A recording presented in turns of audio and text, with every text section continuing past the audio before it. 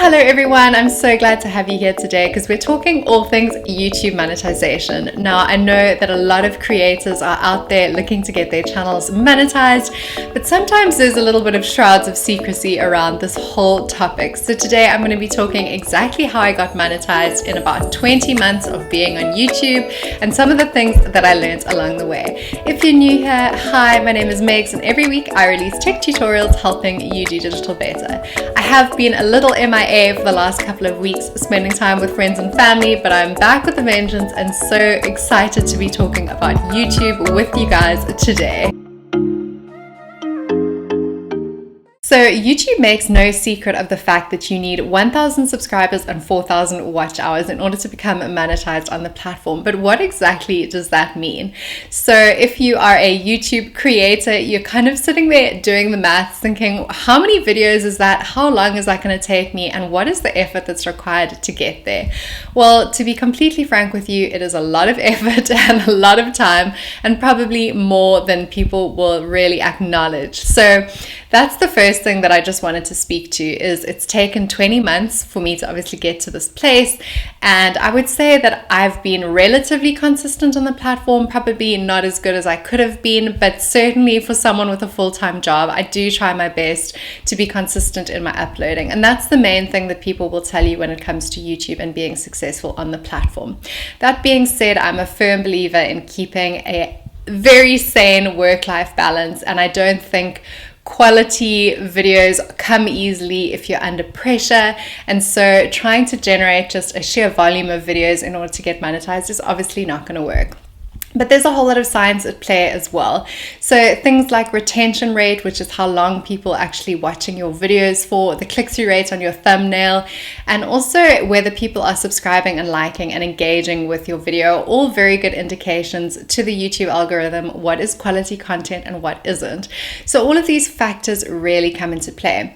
Where I have really seen the most success is with one particular video, which is all about WhatsApp for Business, and I have to laugh because if I literally rank my videos in order of popularity, I might as well have spent the last 20 months just making WhatsApp for Business videos. But I think that's okay. And the reason why I say that is because people speak about finding your niche and you kind of roll your eyes because you think, well, I'm a multi-dimensional person and I can't make videos about one thing for an extended period of time. But the truth is there is so much merit in that argument in terms of niching down. So YouTube clearly acknowledges that I love the WhatsApp for Business platform. I love making videos about it and I have a good authority, if that makes sense. So in that regard, it's easier for me to make a video about WhatsApp for Business and have that do well than about anything else. And I've tried a lot of other kind of channels which I felt at the time were actually quite similar to WhatsApp for Business, but it really hasn't had the same traction on the platform. So all this talk of niching down, there really is something to it. That being said, you are multidimensional, so you still need to make videos which you're passionate and you feel good about. So the last thing that I would want for my YouTube channel, which is something that I pursue as a hobby, to be just feeling like a drain on me or feeling like I can only make WhatsApp for Business videos. So it's really all about striking that balance for you, like what makes sense. So obviously I want to get views, so therefore I'm going to carry on making WhatsApp for Business videos because those are the ones that do well, but then at the same breath I'm going to make videos like this about monetization and YouTube. So I think it's all about really striking that balance. The other thing that I didn't know when I was starting out on YouTube, and I've mentioned this before, I really like the YouTube Studio app. So if I go into my YouTube Studio app, I can actually keep tabs on the performance of my channel, whereas you'll find that the app version of YouTube on your phone is pretty disappointing when you're trying to keep track of your own channel and not just watch amazing other videos on the platform. So that I found super helpful because it will give you a really good top line understanding of what's doing well and what's not. So let's hop straight into the apps so that I can show you exactly what I'm talking about. So here, if you click View More under Analytics, you're actually able to see real-time views on your last published videos, watch time, views, average view duration, and so forth. When you go to revenue, you'll see that I've made $1.24, which I'm so excited about. I don't care how little money it is. It really, for me, is just the fact that you're being recognized in some small way for all the effort that you put in. But I'm sure it will grow over the months, and I'm so excited to share that with you guys. You can go into the Discovery tab and see how many impressions your thumbnails are getting, what your impression click-through rate is, who your audience is, and your interactive content, as well as your playlists. So here you can see in the top playlist section, WhatsApp for Business just slays all day. I mean, it really does the best out of all my content.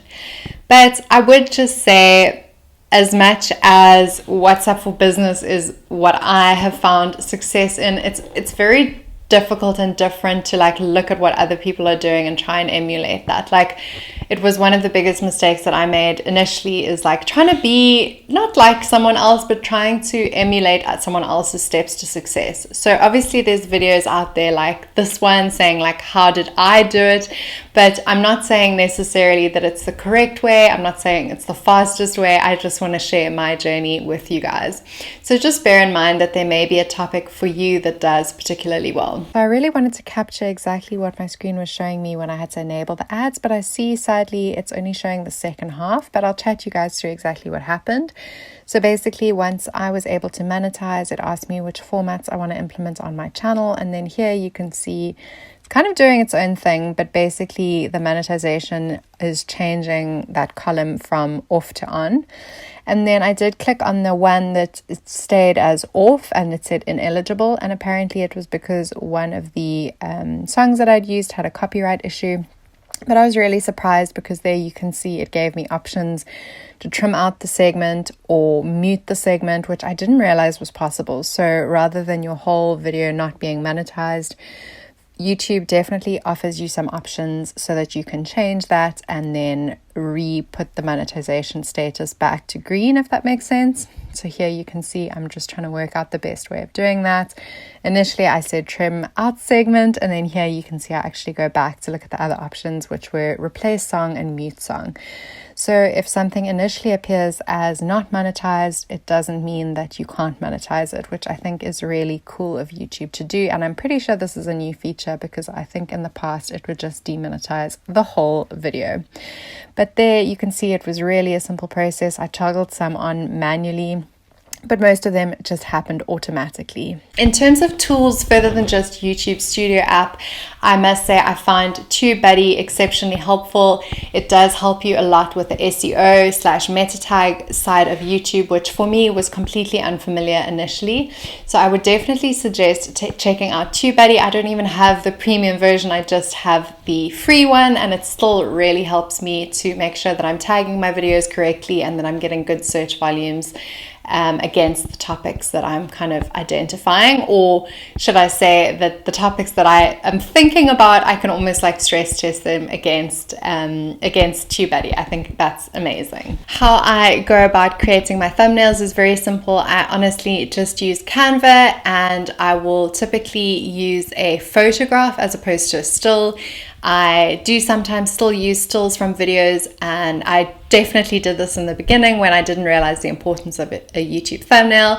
But it really helps you to think about like, okay, what's actually gonna look good in terms of a thumbnail. And I watch a lot of Monica Church and Shelby Church, and I think it was Shelby, she was speaking about how she actually draws what she wants the thumbnail to look like before she even makes the video, which I think is so incredible because it just demonstrates someone as successful as her on the YouTube platform clearly knows what she's doing and what she's talking about. So that's also a handy tip. The one thing that I've also found super helpful is finding other YouTubers in South Africa. So it's easy to go through your days and weeks when you're battling with silly things like, what is my resolution meant to be on my camera? Why are my camera settings so bizarre? Like, what am I doing wrong? My videos are blurry, my audio is crap. Like, there's just a lot of like technical questions and like emotional questions. Like, some days I just don't want to appear on a camera. Like, what do I do about that? Do other people feel that way?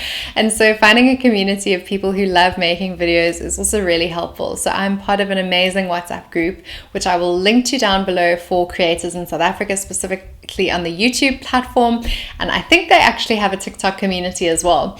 And it's just nice to see other people's content to support like-minded individuals. And I actually went to a meetup not so long ago with 2 other amazing creators, and it's just fun to kind of get their sense on what works and what doesn't, because at the end of the day, this isn't a perfect science, and I don't think anyone can tell you exactly how to be successful on YouTube, but it certainly helps to have people to chat to. The one thing that was totally unfamiliar to me when I first started making YouTube videos was the notion of B-roll footage, and I must say that I am a huge fan now. I think, to my earlier point about educational content, it can be a little bit dry, so you want to be interspersing more dry content with things like whether it's my phone appearing on the one side of me, or my computer screen recording, or me working at a desk. So there's a lot of ways that you can just kind of break it up and keep someone's attention, even though the content in and of itself may not always be the most thrilling of content.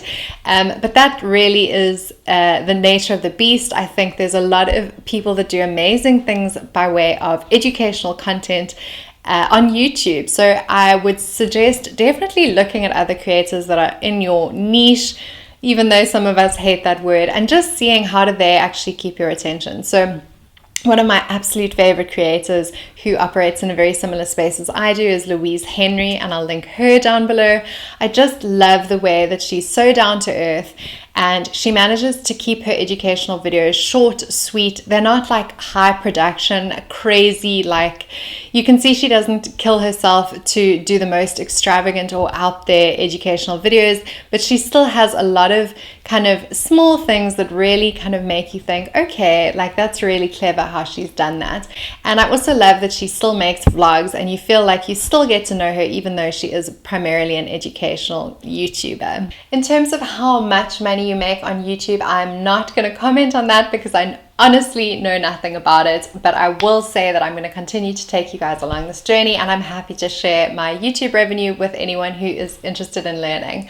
What I will say though is, in the last 20 months, the same time that I was building up to this YouTube monetization kind of step, I was actually developing a course. When I initially started, I launched it on Teachable. I've spoken about that on other videos on this channel, but I then actually relaunched it on Skillshare. And so I'm so excited. My next video is all about making money on Skillshare, because to be honest with you, you may actually want to look at Skillshare first if you are in this niche of education and you're trying to make money, because I will say that my Skillshare journey has been 3 months long, and I've made more than I've made on YouTube in 20 months, which is nothing, as you can kind of see. My $1.24.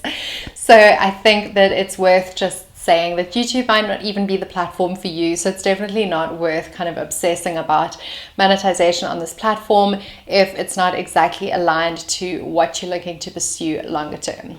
It wouldn't be a YouTube monetization video without obviously acknowledging that a lot of people help you to get where you're going. And I will just say that all the people who've been so supportive of my journey, who like and comment and subscribe and speak to me, even my work colleagues, are so incredible at just saying keep going, keep at it, So I think that that's really important also, is to kind of have that level of accountability where you have told people about your channel. It actually really does help, no matter how scary it feels at the time.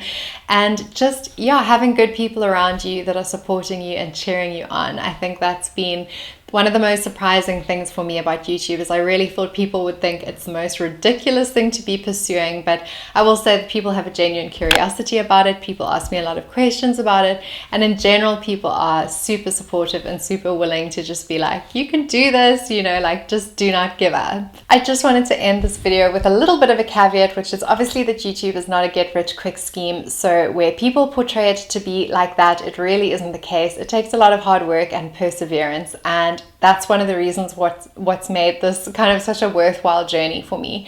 I'm such a big believer in things that are worth having don't come easily, and this is such a true kind of statement or manifestation of that. So I would just recommend that if you are trying to get monetized on YouTube, be patient, be kind to yourself, embrace that you are on this road for the foreseeable future, and that's kind of the joy in it as well. So I really hope this YouTube video was super helpful for you guys. I hope that you have liked the video. If you enjoyed it, subscribe to my channel, and I cannot wait to see you next week so that we can continue to do digital better. I can you out. I can help you out.